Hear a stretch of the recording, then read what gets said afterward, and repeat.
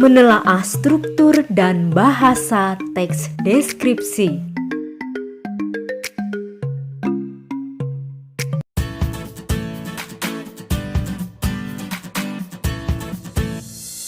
Setelah mengenal ciri umum dari teks deskripsi, pada bagian ini kamu akan mempelajari secara terperinci bagian-bagian atau struktur dari teks deskripsi dan menelaah penggunaan bahasanya secara rinci.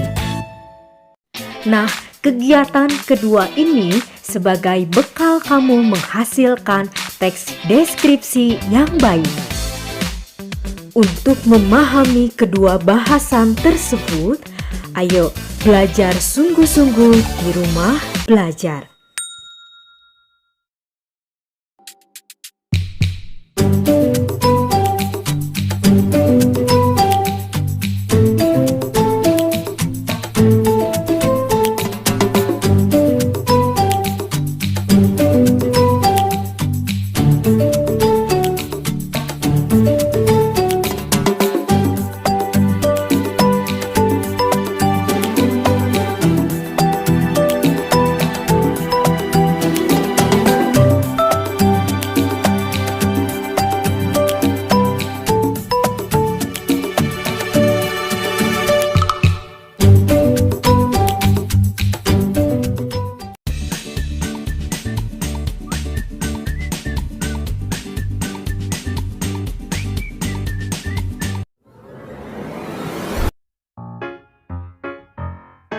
Pembahasan pertama yang akan kita bahas yaitu mencermati struktur dari teks deskripsi.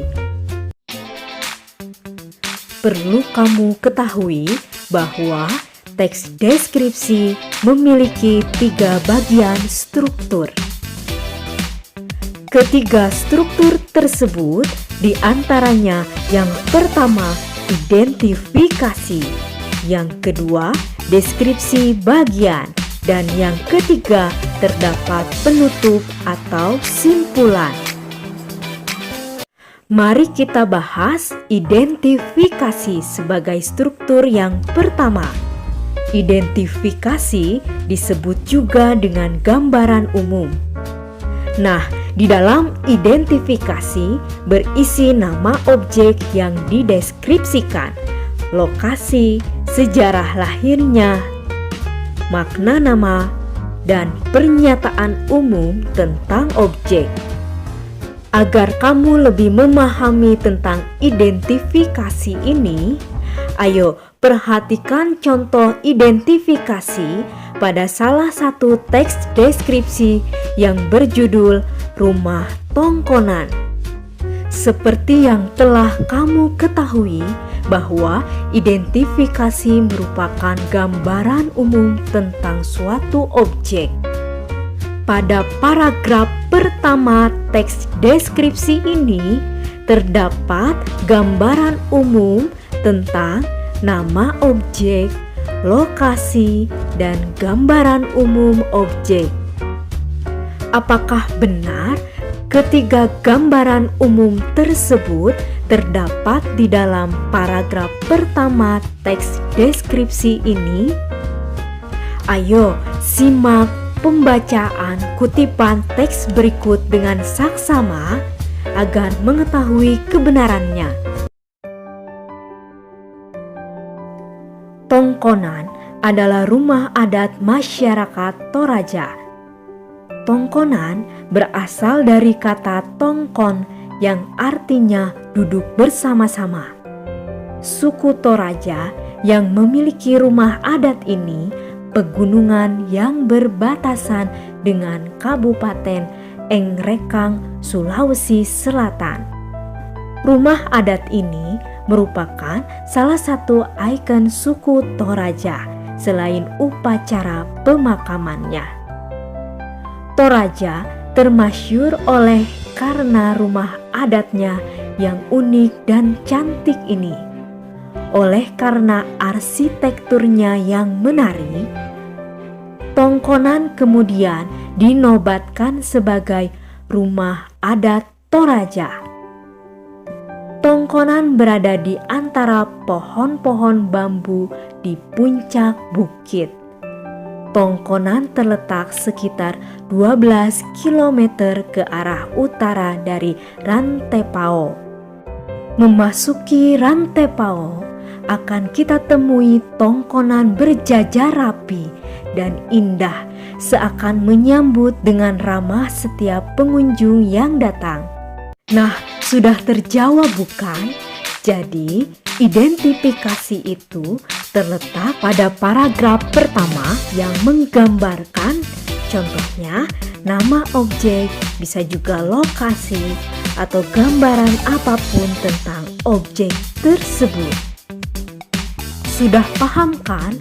Kalau begitu, ayo kita lanjutkan dengan membahas struktur teks deskripsi yang kedua, yaitu deskripsi bagian. Deskripsi bagian berisi perincian bagian objek, tetapi diperinci berdasarkan tanggapan subjektif penulis. Maksudnya, menggambarkan suatu objek menggunakan pendapat diri sendiri. Kemudian, perincian dapat berisi apa yang dilihat, seperti bagian-bagiannya, komposisi warna, seperti apa objek yang dilihat menurut kesan penulis. Perincian juga dapat berisi perincian apa yang didengar. Contoh, mendengar suara apa saja, seperti apa suara-suara itu, atau penulis membandingkan dengan apa. Perincian juga dapat berisi apa yang dirasakan penulis dengan mengamati objek tersebut. Perlu kamu ketahui juga bahwa terdapat beberapa jenis pengembangan deskripsi bagian. Di antaranya akan kita bahas sebagai berikut. Terdapat 4 jenis pengembangan deskripsi bagian. Yang pertama, deskripsi bagian berdasarkan ruang. Nah, deskripsi bagian ini berisi perincian bagian-bagian ruang objek yang dideskripsikan. Misalnya, penulis mendeskripsikan bagian pintu masuk, pintu belakang, atau bagian tengah. Nah, perincian ruang juga dapat menyebut nama ruang-ruang dan ciri-cirinya. Kita lanjutkan ke jenis pengembangan deskripsi bagian yang kedua, yaitu deskripsi bagian berdasarkan anggota bagian-bagian objek. Maksudnya, deskripsi bagian ini berisi perincian bagian-bagian yang dideskripsikan. Contoh, pantai digambarkan bawah lautnya, bibir pantai, ombak dan pasirnya, pemandangan tumbuhan dan hewan pantai. Paham ya? Lanjut ke deskripsi bagian yang ketiga, yaitu deskripsi bagian berdasarkan proses sesuatu berlangsung. Nah, maksudnya deskripsi bagian ini berisi perincian bagian awal, mulai meningkat, puncak atau inti, dan penutup. Misalnya, penulis mendeskripsikan awal pementasan, puncak adegan, mulai meluruh, dan penutup. Keempat, jenis pengembangan deskripsi bagian berupa pemfokusan. Maksudnya, deskripsi bagian ini berisi bagian yang paling disukai dari bagian yang dideskripsikan. Contoh, bagian yang paling saya sukai dari perpustakaan ini adalah ruang bacanya. Desain unik dengan cat cerah memberikan kenyamanan yang luar biasa pada pengunjung. Kamu akan semakin paham lagi apabila menyimak contoh deskripsi bagian dari teks deskripsi yang berjudul rumah tongkonan. Mari simak penjelasannya. Biasanya, deskripsi bagian terletak setelah paragraf pertama di dalam teks deskripsi. Jumlahnya bisa lebih dari satu paragraf. Pada kutipan deskripsi bagian ini berisi perincian bahan kayu, ukiran rumah, dan hiasan atap rumah tongkonan. Ayo baca dengan saksama agar kamu lebih memahami deskripsi bagian. Berikan jeda untuk membaca. Setelah kamu paham deskripsi bagian, ayo kita bahas struktur yang ketiga, yaitu penutup atau simpulan. Simak penjelasannya dengan penuh pemahaman. Bagian ketiga dari struktur teks deskripsi dinamakan penutup atau simpulan. Nah, bagian penutup ini berisi kesan umum penulis terhadap objek yang dideskripsikan. Untuk memahami bagian penutup ini, mari kita bahas contoh teks deskripsi bagian penutup. Dalam teks deskripsi, bagian penutup terletak pada paragraf paling terakhir.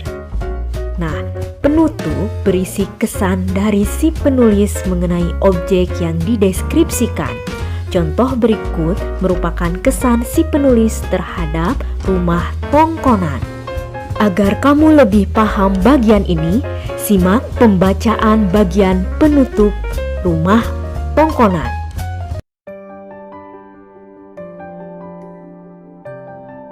Sungguh kaya warisan budaya Indonesia.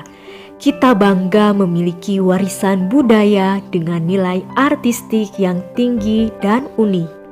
Rumah adat tongkonan warisan budaya yang perlu kita jaga. Mudah-mudahan kamu paham ya mengenai pembahasan struktur dari teks deskripsi. Nah, untuk sekarang, coba kamu kerjakan latihan pertama tentang struktur teks deskripsi dengan penuh semangat.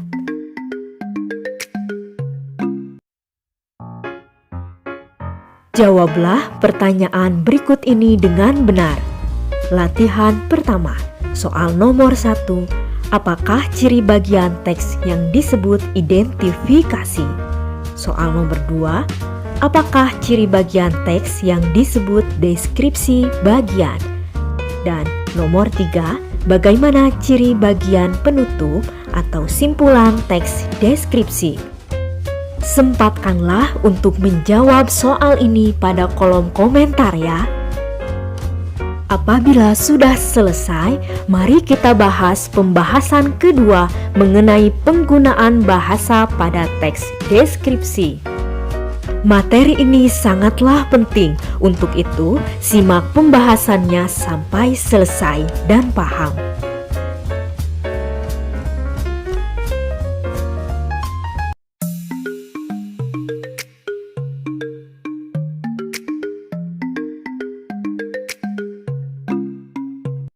Ada 9 penggunaan bahasa pada teks deskripsi yang akan kita bahas.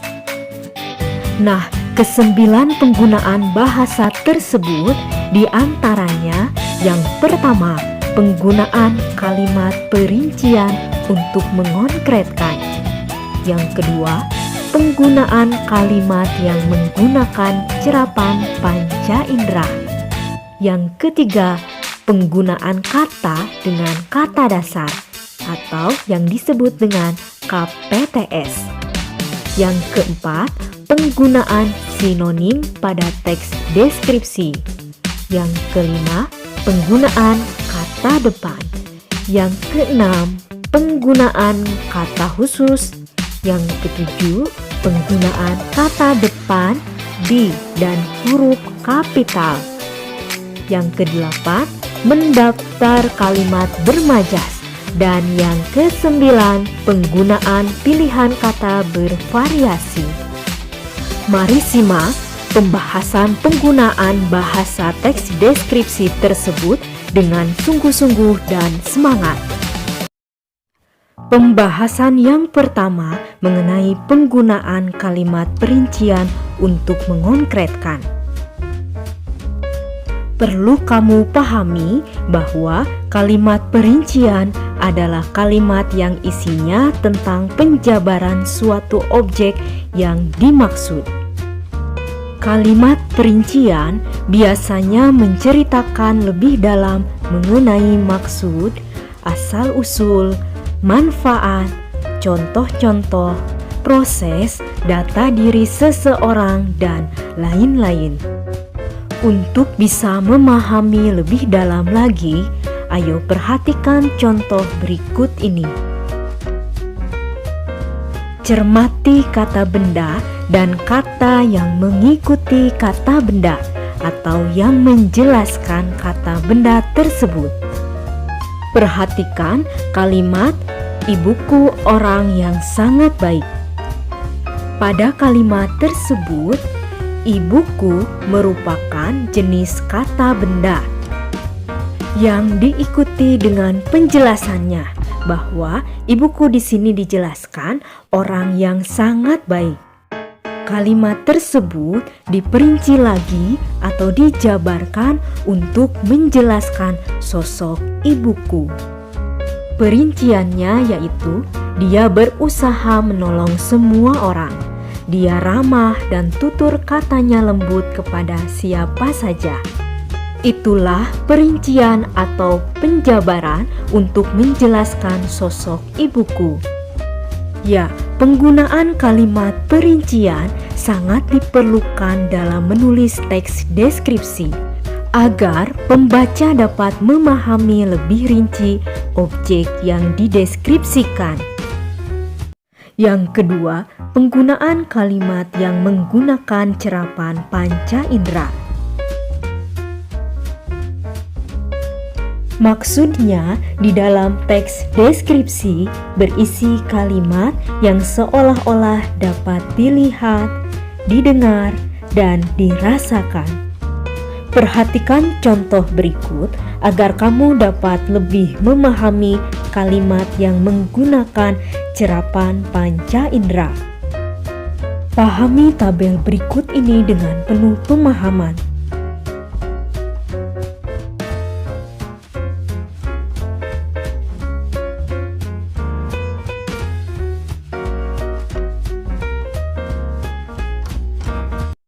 Yang ketiga, penggunaan kata dengan kata dasar yang menghadapi huruf K, P, T, dan S.